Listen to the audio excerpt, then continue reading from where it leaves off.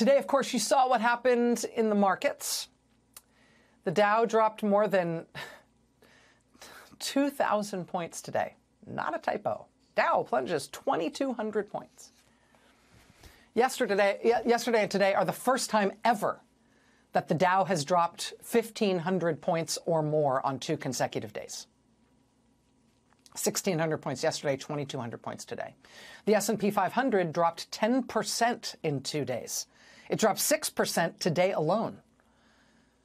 Just for context, whether or not you watch the markets, whether or not you have any money in the markets or a retirement account or whatever, just to get a sense of the scale here, I'll give you 2 metrics here to get a sense of the scale. The first one is the circuit breakers. Do you know about this? The markets have circuit breakers that kick in when things go off a cliff. That's a mixed metaphor, but I think you know what I mean. They call them trading curbs, and they're these shutoffs that kick in automatically and basically stop the market. They stop people from trading for 15 minutes when things have gone unbelievably wrong. And where those circuit breakers kick in, like the threshold of how bad it has to be before the circuit breakers kick in, is when the S&P drops 7% from the previous day's close. Today, the S&P dropped 6%. Had we got to 7, we would have hit the circuit breaker. They would have turned the lights out on the market to try to save us from ourselves. That's one way to understand the severity of what's happened here. And here's another. Look at this. This is the VIX index, VIX. Unlike the stock market graphs where you can tell things are bad when they go down, with the VIX, it's the volatility index. It goes up when things are terrible. It's like the economic crisis meter.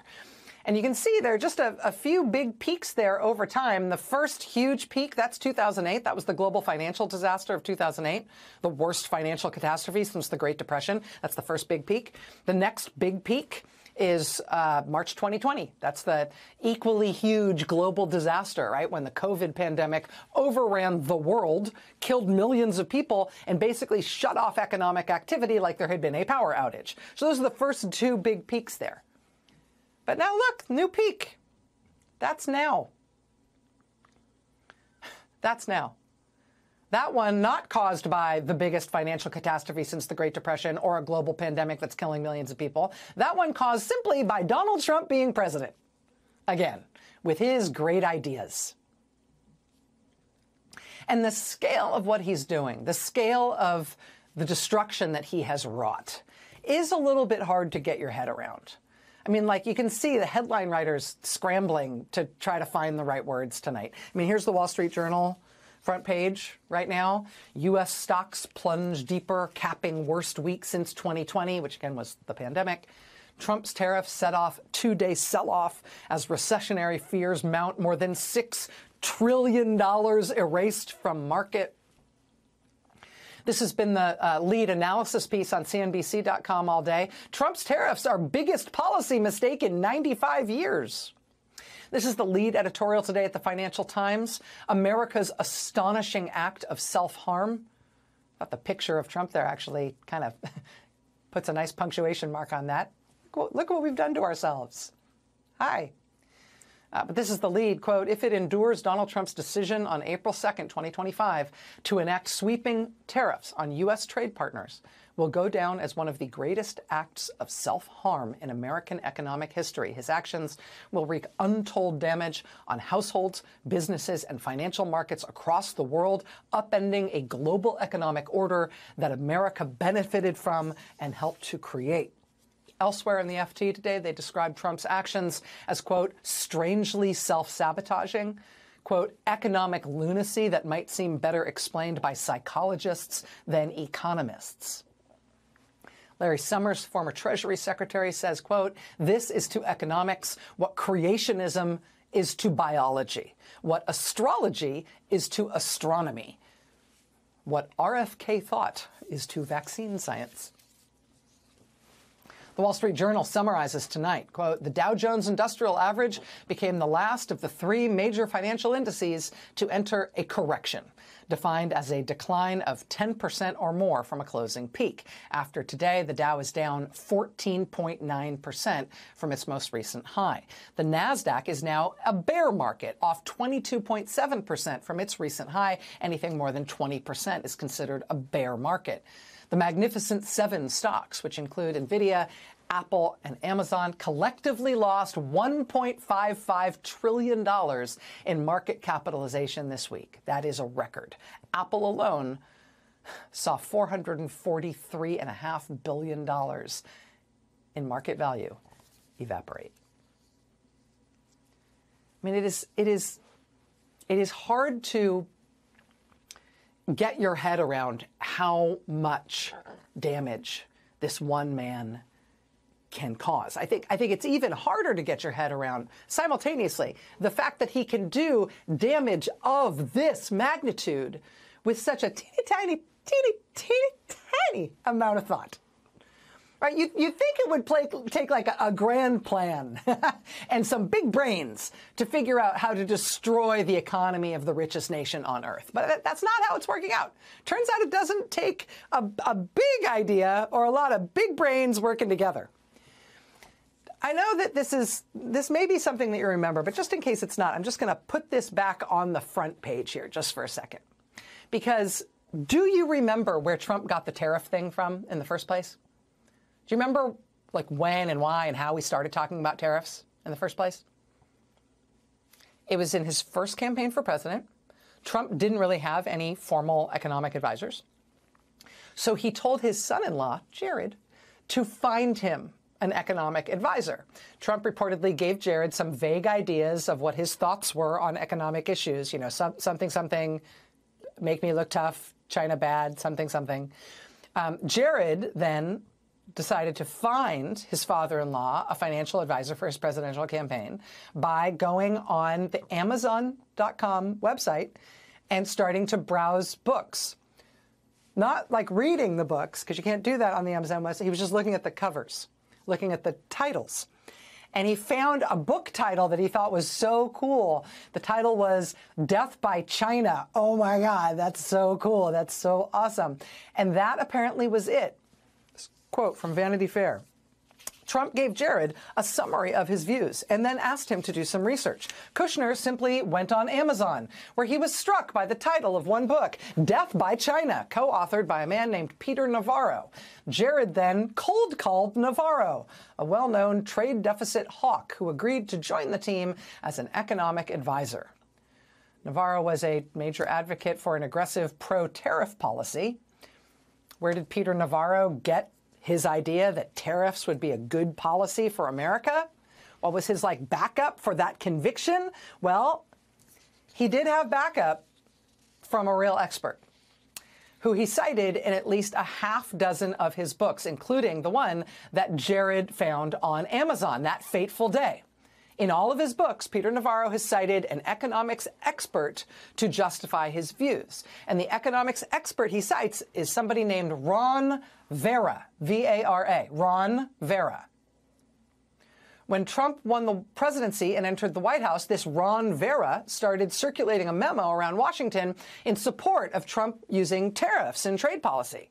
According to the New York Times, the memo had been, quote, sent from an email address purportedly belonging to Ron Vera. At one point, Ron Vera wrote in the memo that Trump could, quote, ride the tariffs to victory. Problem is, Ron Vera doesn't exist. He never has. The economics expert that Peter Navarro has long cited to explain why he's so gung-ho on tariffs, this person, Ron Vera, is a made-up person. He is a fictional person.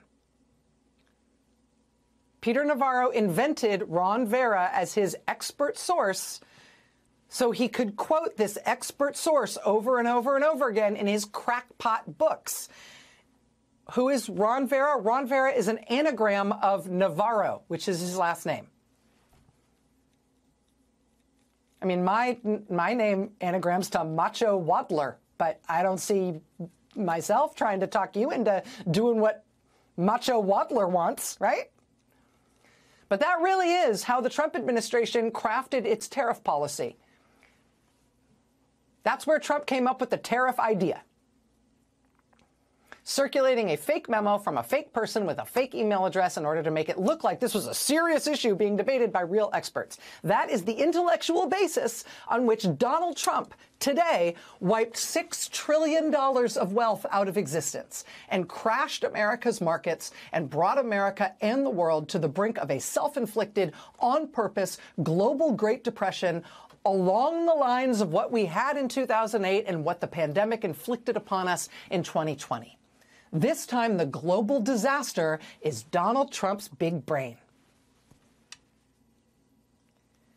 And Donald Trump may think it's all going to work out. The American people are awake and well aware that this is not going to work out. New Reuters Ipsos polling, to which I would like to bring your attention. Do you approve or disapprove of Donald Trump's handling of his job as president? Disapprove by a 10-point margin. Do you approve or disapprove of how Donald Trump is handling the economy specifically? Disapprove by a 15-point margin. Do you approve or disapprove of how Donald Trump is handling the issue of international trade? Disapprove by an 18-point margin. Do you approve or disapprove of how Donald Trump is handling the issue of your cost of living? Disapprove by a 27-point margin. Is the Trump administration competent or incompetent at running the federal government? Incompetent by a 20-point margin. Is the Trump administration competent or incompetent at rolling out new economic policies? Incompetent by a 25-point margin. Is the Trump administration competent or incompetent at downsizing government without affecting vital services? Incompetent by a 25-point margin. That's before the markets did what they've done in the last 2 days. The American people get it. They get it. They are awake. They are not giving up. And tomorrow, a lot of them are going to show it. Tariffs are a tax on consumers, and I'm not a fan of jacking up taxes on American consumers. So my hope is these tariffs are short-lived and they serve as leverage to lower tariffs across the globe. What President Trump is initiating here, this is a long-held belief that he believes that tariffs will correct those problems. But what's also indisputable is the markets are down about 8% in just 2 days.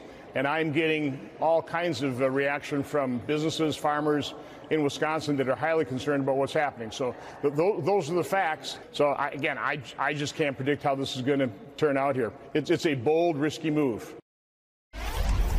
When McKinley most famously put tariffs on in 1890, they lost 50% of their seats in the next election. When Hott Smuley put on their tariff in the early 1930s, we lost the House and the Senate for 60 years. So they're not only bad economically, they're bad politically. Oh, Rand, baby, from your lips. David Jolly. You know, one of those clips about hopefully this will fix things soon. I had the reaction, what is Donald Trump actually trying to fix? I mean, we have some of the tightest labor markets, historically speaking, that we have seen. And so what is it that he's trying to fix? And I think that's where he throws up these trial balloons of, well, we're going to start building things here. Listen, you start with the plan to build things here, and then you use tariffs as levers to get there. But I think what you're seeing from Republicans is they're really stuck. And you mentioned in the opener, you know, the results in the Florida special elections, the results in Wisconsin, all of this anxiety that's spilling out on the street, the town halls, the protests in the street, Democratic voters going to their Republican members of Congress's offices and saying, you know, we demand some changes. That's working. To see a 15-point swing and a 20-point swing in Republican districts in Florida, a lot of those Republicans you just saw there on the screen are terrified. Terrified, because if you're a Republican House member right now who's in a 6 to 8 point district, it was safe the last two cycles. That's no longer safe. Byron Donalds, the leading candidate for the Republican nomination of governor of Florida, was just asked to defend Trump's decisions on tariffs, and he had to. But you can kind of feel when you see Ted Cruz, Byron Donalds, and others defending the tariffs, they're not convinced that what Donald Trump is doing right is right. But they got themselves in a corner where they have to defend the president. They're going to own this through next November. And if the special elections in Florida and the judicial election in Wisconsin are any indication, Republicans are digging themselves in a very deep hole that they may not be able to get themselves out of. Michael, I could talk for 2 hours about all of this.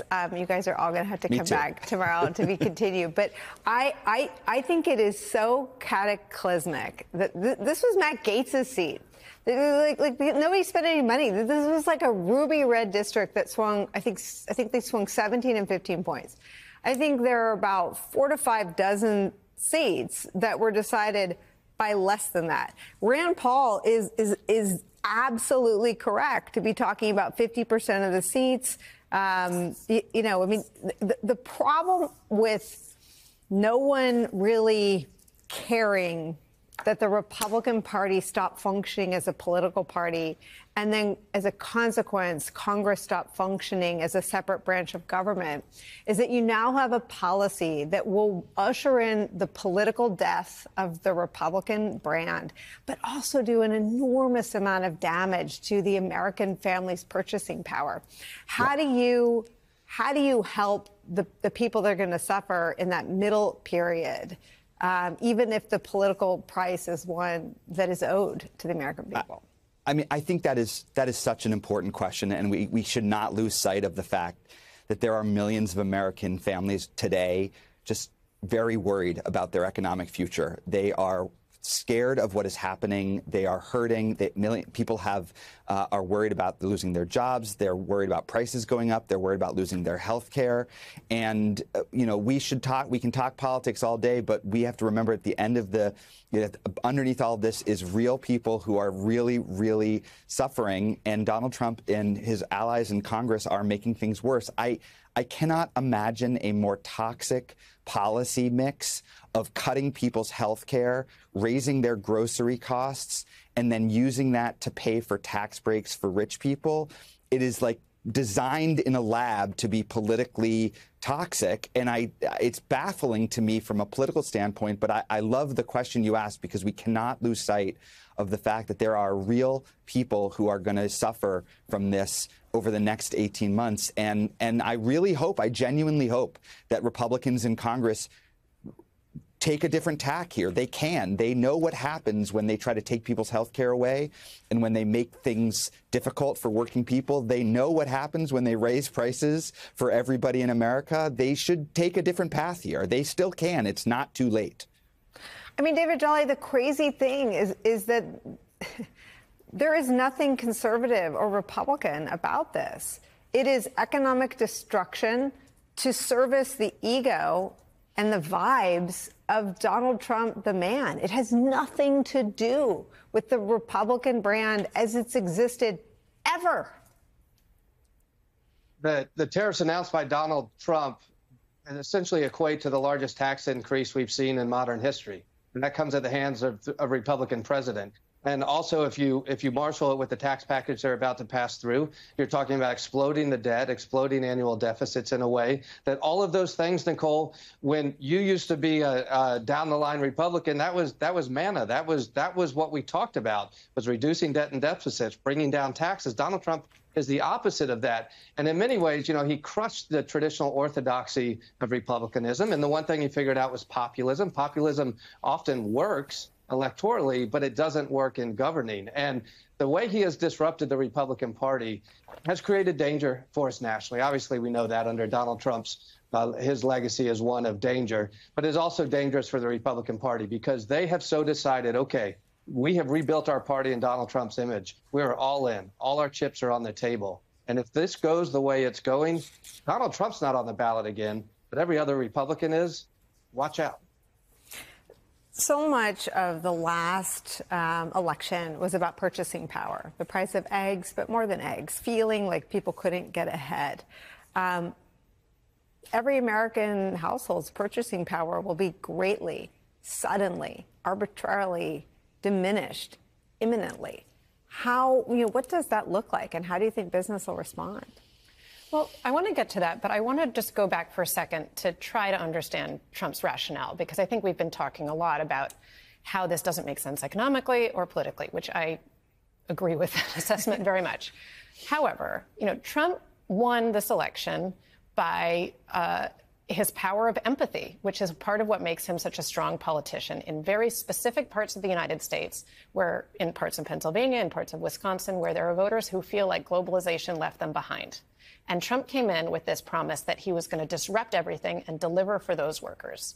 And you see the most extreme version of what that disruption is playing out in these policies. So there are people, you know, some domestic manufacturing associations that came out with statements in support of this policy. There are some voters with whom this policy may be popular. But I think it's misguided for the reason that you lay out in your question, that even if there's some manufacturing jobs created, and I think it will be a very small number, that does not outweigh the enormous harm it causes for the hundreds of millions of Americans who will not feel the impact of a particular plant opening in a particular district, for example.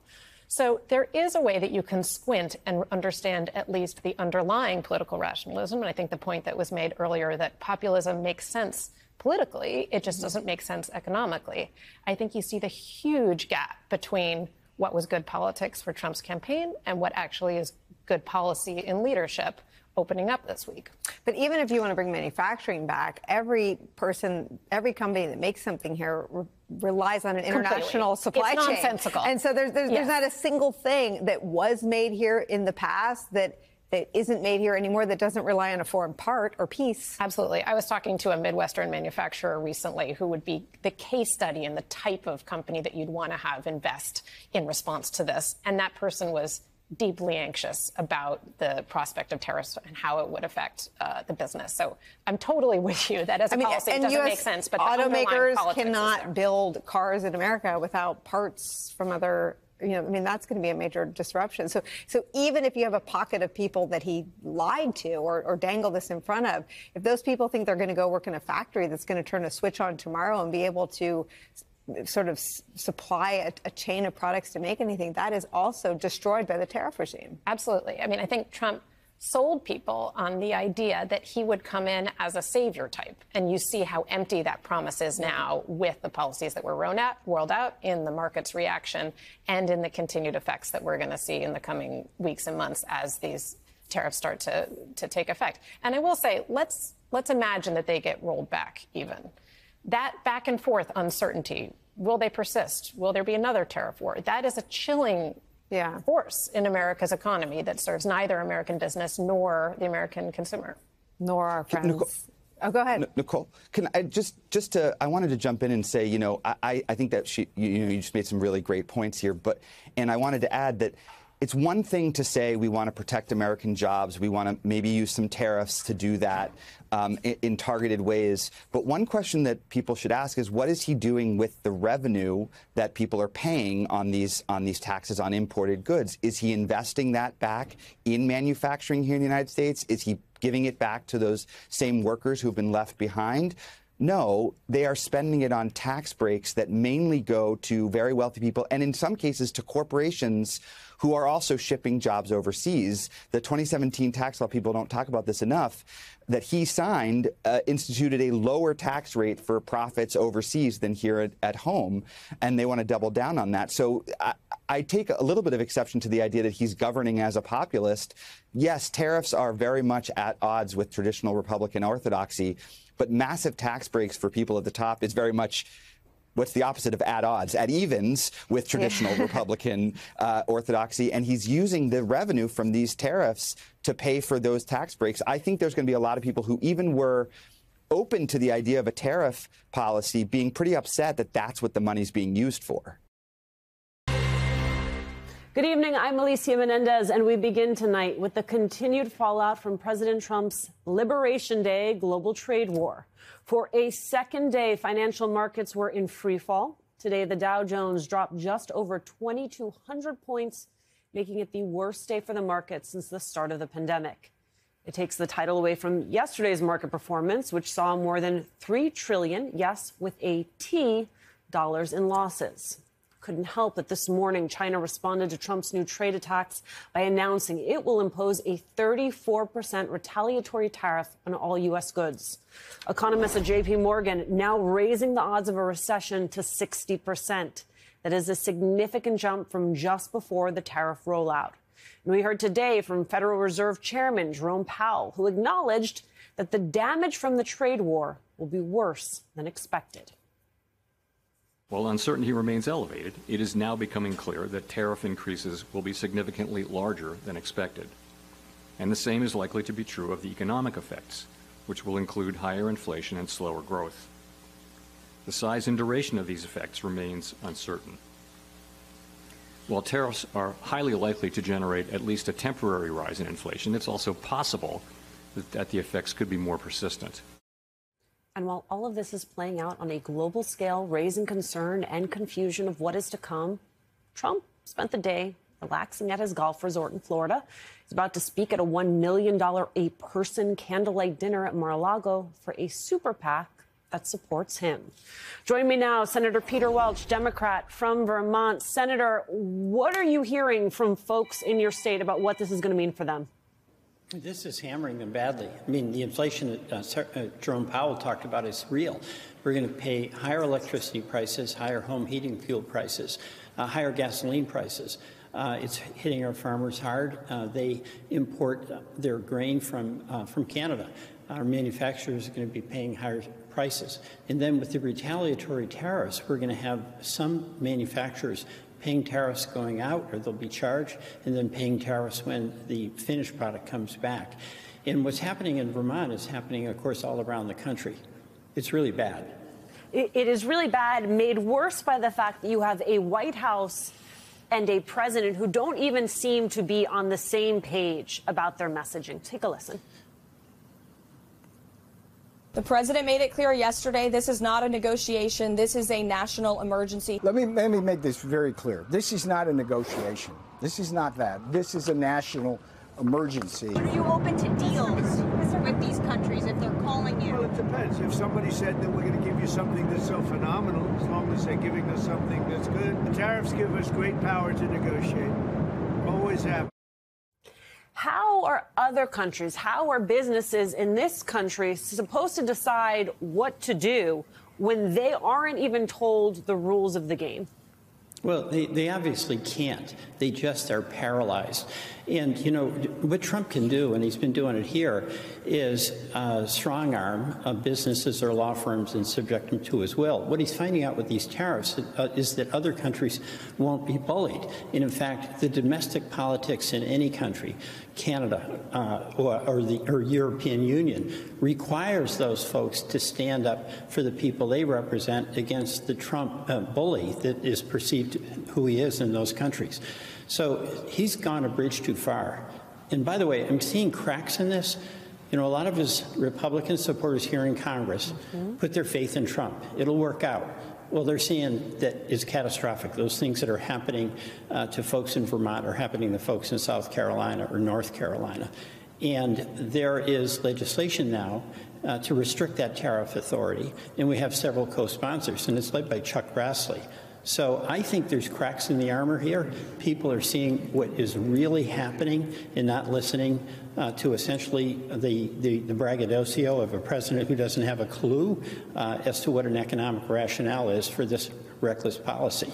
Let's talk about that Grassley-Cantwell legislation, right? If you get enough votes in the Senate, do you believe there's any shot of it passing through the House, or is it DOA in the House? And if it is DOA in the House, what recourse then does the upper chamber have left?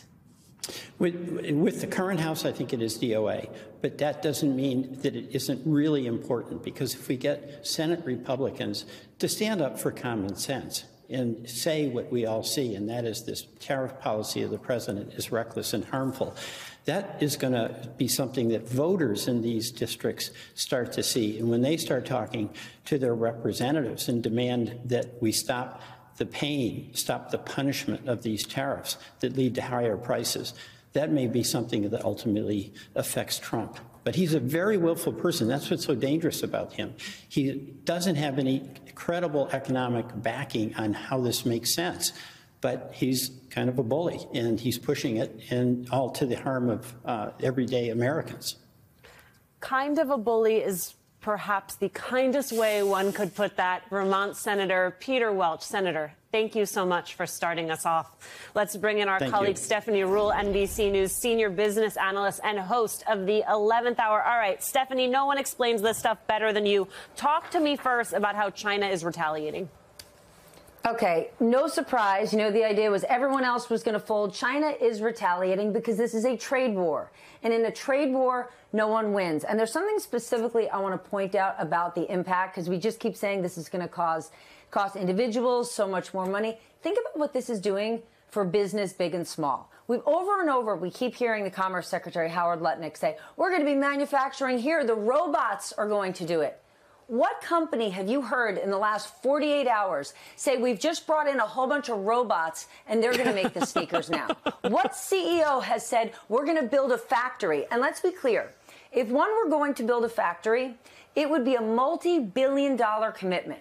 It would take 3 to 5 years to do that. So what's going to happen over the next 5 years? Because if you walk into a shopping mall tomorrow, Alicia, take a look at any of those stores. Do they sell clothes? Do they sell sportswear? Do they sell sneakers? If they do, we don't manufacture those things in the United States. That doesn't exist. I remember Adidas tried to do manufacturing here for 15 years, huge investments. It didn't really work. If you and I wanted to take a walk in the garment district right now in New York City, it'd be a short walk. We don't have one anymore. So when you take a look at so many of these stocks that are crumbling, these are real businesses and real people who have no means to get those clothes now to the United States without paying huge tariffs. And if they do, you and I are going to be paying 25 or 50% more when we're buying our sons sneakers and clothes in the weeks to come. So when we hear from this administration, like a Howard Lutnick, who's saying, oh, the robots are going to do it, what robots? The only CEOs I know about are the ones I've been talking to for the last 72 hours, from big companies, small companies, Wall Street investors. And you know what they're doing?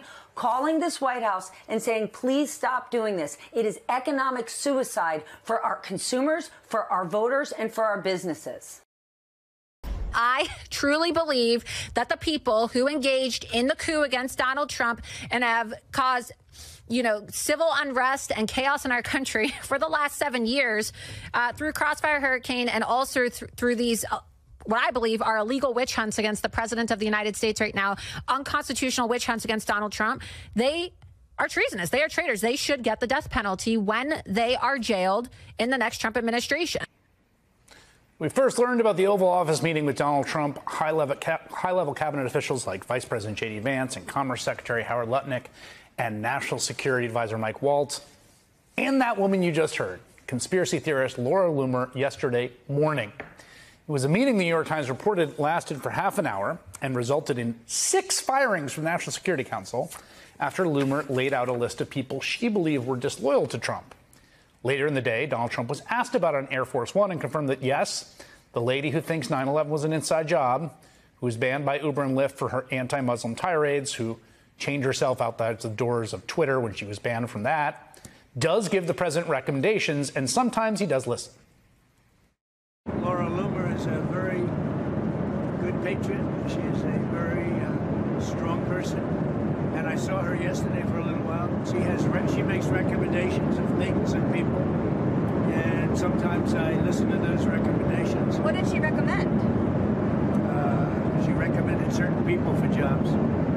Adding to the administration, not adding. Who did she recommend? Firing? Well, she'll recommend that too. Did she have anything to do with the NSC aides who were ousted? No, not at all. Do you know how many, sir? Do you know how many from the NSC? Not many. Was it 5, a dozen? I really don't know. He doesn't seem to care that much either way or be that checked in. Now, the president of the United States said right there that he does not know who was actually fired. Well, we now know that as many as 6 people were fired, including, get this, the chief of the National Security Agency and the deputy director. And then, guess what? In a lengthy post, Laura Loomer took credit for all, claiming, as she had said in the Oval Office meeting, they had been disloyal to Trump. The NSA director was fired for being handpicked by General Milley, who was accused of committing treason by President Trump. Senator Andy Kim is a Democrat in New Jersey. Before he was elected to Congress, he was a career public service, serving the Pentagon, the State Department, and on the White House National Security Council, and he joins me now. Senator, this feels like a kind of bad fever dream or like a bit of parody, but it's real. What is your reaction to finding out this individual has essentially firing power, even over someone who's the head of the National Security Agency? Yeah, Chris, it would be absurd and hilarious if it wasn't so scary, in terms of how it actually manifests here. I mean, I worked at the National Security Council for 2 years. The National Security Council is supposed to be the best of the best. It's supposed to be, part and part a quarterback and a flight control in terms of everything that is happening in foreign policy. In fact, it used to be said that nothing could get to the president about foreign policy unless it went through the National Security Council, which clearly now is no longer the case, as apparently Laura Loomer has an ability to be able to get to the president about foreign policy. And that's just so alarming. And to the point that you had with your previous segment, if you want to know why there's so much chaos and confusion about what happened with regards to the tariffs, I can say it's because of the absolute dysfunction of this National Security Council, as demonstrated by what just happened with Laura Loomer.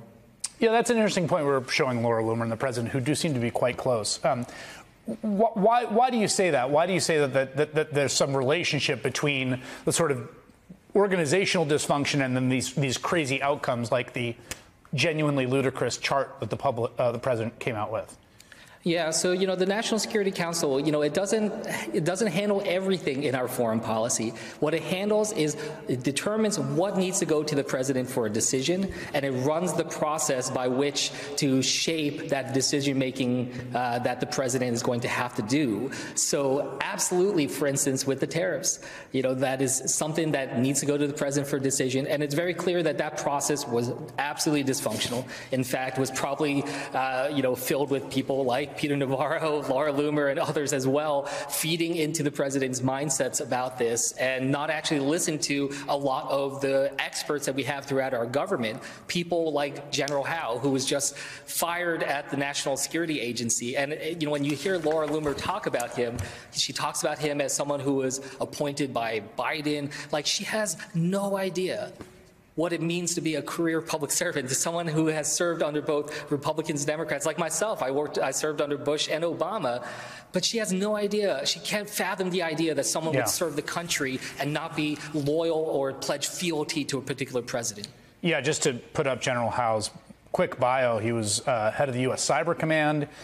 He had 30 years of military service, commander of 16th Air Force in San Antonio. A very distinguished, long career, and I think a sort of nonpartisan figure. You're in the Senate right now because the Republicans are having a kind of vote-a-rama to set up their big tax bill.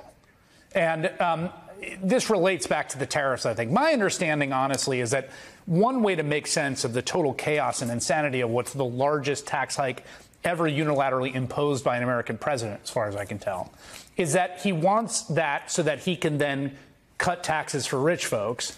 And the Senate Republicans are sort of starting the ball rolling towards that process tonight. Is that how you understand what's going on here? Yeah, look, I mean, there's an equation here as well to be looked at. And what you see on one side is you see, as you said, the largest tax cut. I mean, this massive tax this massive tax with the tariffs that is now put on the American people in a regressive way that's going to hurt so many families struggling. You add that to that, the gutting of Medicaid, which is what the Republicans are trying to do here at the Senate tonight. And what is that in service of? It's not meant to try to, bring down the deficit or anything that resembles financial responsibility. It's going to go to tax cuts, $4.5 trillion in tax cuts to billionaires that are, that have so much money. They have, their own space program individually. It's like one of those things where I can't stress to the American people enough to really follow the money here and see what is happening. They are taking our hard-earned money through these tariffs, the tax that is just levied by the president, through this effort that we're going to be here probably till 4 or 5 a.m. tonight, trying to do our best to highlight and show to the American people what is happening right before us, that they're going after people with disabilities, seniors and long-term care, nursing homes. 1 out of every 3 kids in my home state of New Jersey gets their care through Medicaid. That is what they're trying to take away in order to give Elon Musk a bigger tax break.